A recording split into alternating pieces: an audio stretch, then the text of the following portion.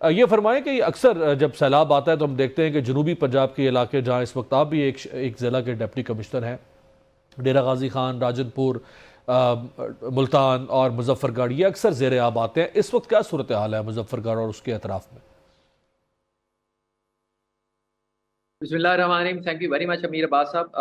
हमारे यहाँ बेसिकली जो साउथ का एरिया है, आपके जितने ऊपर से दरिया हैं वो सारे आके यहाँ पे कन्वर्ज हो रहे हैं। स्पेशली जब आप मुजफ्फरगढ़ की बात करते हैं तो आपके जो 5 दरिया और टेक्निकली जो 6 दरिया हैं वो आके कन्वर्ज होते हैं मुजफ्फरगढ़ के अंदर। यानी आपका ऊपर से जो इंडस आ रहा है और नीचे वाले जो चारों दरिया हैं जिसमें सतलुज है, ब्यास है, रावी है, ये सारे मिलके, ब्यास ऊपर इंडिया के अंदर मिल रहा है सतलुज के अंदर, तो वो सारे मिलके यहाँ पे हमारे यहाँ पांजनद का जो मुकाम है इसके ऊपर पांचों आके डेफिनेटली इकट्ठे हो रहे हैं। त्रिमू के बाद फिर यहाँ पे ये कॉन्फ्लुएंस पॉइंट, और यहाँ से फिर सारा एक इंडस बन के जो है वो नीचे की तरफ बह रहा होता है। तो नेचुरली ऊपर कैचमेंट एरियाज जितने भी हैं रिवर्स के, उनमें किसी जगह पे भी बारिश होती है तो उसने नेचुरली मुजफ्फरगढ़ को आके किसी ना किसी हवाले से हिट करना होता है।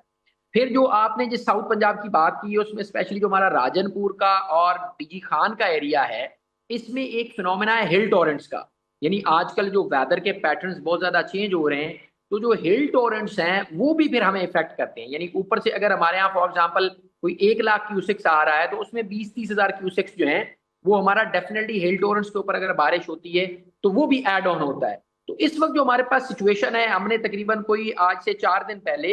एक जो हाई फ्लड का एक मीडियम लेवल का हमने एक गुजारा है। 5,09,000 क्यूसिक्स जो है वो हमारे यहाँ इंडस से गुजरा है,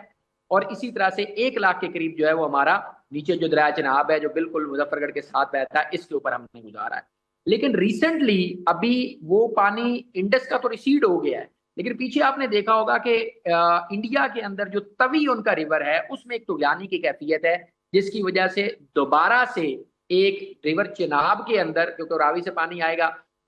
चिनाब से पानी आएगा, जम्मू से वो सारे जो नाला पई है, नाला डेग है, वो सारे बह के फिर पंजाब में एंटर होते हैं, तो नेचुरली रावी में पानी आता है और वो फिर हमें आके इफेक्ट करता है। तो रावी में तवी की वजह से इस वक्त एक हाई फ्लड का अलर्ट जारी हुआ है कि वहां से, इसी तरह से जैसे आपने इंट्रो के अंदर बताया, जो गंडा सिंह वाला है, गंडा सिंह इस वक्त हाई पे जा चुका है। तो ये गंडा सिंह से भी जो सतलुज से भी पानी आएगा वो अल्टीमेटली हमारे जब पंजनद पे आके एंटर होता है तो वो डेफिनेटली मुजफ्फरगढ़ को आके उस साइड से हिट करता है। अब ये सारे पांचों रिवर्स का या 6 रिवर्स का जो कन्फ्लुएंस पॉइंट है उस पे होने की वजह से मुजफ्फरगढ़ जो है इन सारे दरियाओं के बहाव में आके कहीं ना कहीं से फ्लड की वजह से हिट हो रहा होता है। ये फरमाएं कि जब बालाई पंजाब से पानी आना शुरू होता है, वो सैलाबी पानी हो या बारिशों की वजह से या हो, या जो इंडिया से पानी जब दाखिल होता है पंजाब में, ख़ास तौर पे सियालकोट, हेड मराला, फिर जो हमारे 2 डैम्स हैं, जब वहाँ से स्पिलवेज खुलते हैं, तो वहाँ से जब पानी का बहाव तेज़ होता है तो अमूमन ये मुजफ्फरगढ़ या जो साउथ पंजाब की पट्टी है, यहाँ तक पहुँचने में पानी को कितना वक्त लगता है? अच्छा, हमारे यहाँ ना जी, जो हम फ्लड को मॉनिटर कर रहे होते हैं हम उसको बैराज टू बैराज मॉनिटर कर रहे होते हैं। यानी अच्छा। हमारे पास इस वक्त अगर मुजफ्फरगढ़ की मैं बात करूं, हमारा जो तौनसा बैराज है मुजफ्फरगढ़ से एक डिस्ट्रिक्ट निकाल के क्रिएट हुआ है कोटद्दू। कोटद्दू में तौनसा बैराज है। अब हमने जब रीडिंग नोट करनी है या मुजफ्फरगढ़ के बैठ के ऊपर, तो हम तौनसा की रीडिंग ले रहे होते हैं कि तौनसा डाउन स्ट्रीम कितना डिस्चार्ज है। ये जो वैल्यूज मैंने आपको बताई हैं, जी। ये तौनसा डाउन स्ट्रीम की मैं आपको बता रहा हूँ इंडस के हवाले से। तो तौनसा से लेके यहां तक पहुंचने का पूरा एक टाइम फ्रेम, जैसे आपने कहा कि वो टाइम फ्रेम हमारे पास लिखा हुआ है, हमारे पास तकरीबन उसको 12 घंटे लगते हैं वहां से यहां तक पहुंचने के लिए। हम्म। 12 घंटों के अंदर हमारे पास रिएक्शन टाइम बहुत कम होता है, इसलिए हम तौनसा को मॉनिटर नहीं कर रहे होते, हम मॉनिटर कर रहे होते पीछे चश्मा को,